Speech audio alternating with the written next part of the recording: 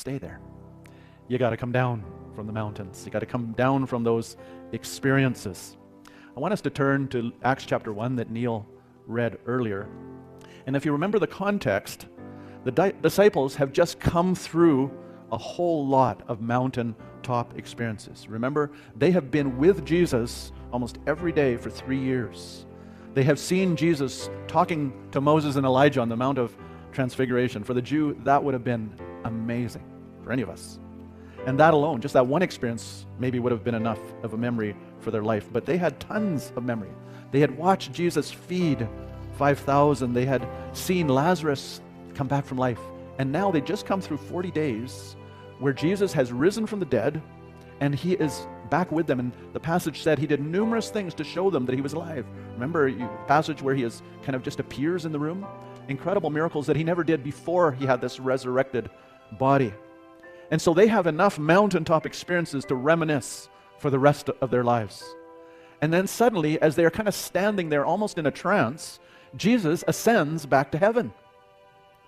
And the angels, it's interesting where they directed their attention. Verse 11 of Acts chapter 1. I don't know if you have that picture up there, Ray. That'll work. There's another one before that, but it's okay. The angels, as the men are looking up and Jesus has already gone up and they're still standing there. I mean, you can imagine, none of us have ever experienced anything like that. And the angel said to the men of Galilee, they said, "Why do you stand there looking into the sky? The same Jesus who has been taken from you into heaven will come back in the same way you have seen him go into heaven." And so suddenly they're kind of jolted into reality. Back to the board meetings, back down the mountain. Remember, in the next few days, they're going to choose a 12th disciple to replace Judas. All their little policy meetings, like how are we going to do this new church, right? There's lots of daily tasks that now have to be addressed. And boy, did they want to stay on top of that mountain and keep looking up, because it was amazing. In fact, I think for most of us, we long to stay in those mountaintop experiences. I mean, isn't that why, be honest, isn't that why many of us are scrolling on our phones? We're looking for that experience, that little hit that will give us joy. And we long for encouragement and joy. And it's interesting, the angels don't allow the disciples to stay there in the moment. For one, they're probably in shock and needed a little bit of a jolt to get back to reality.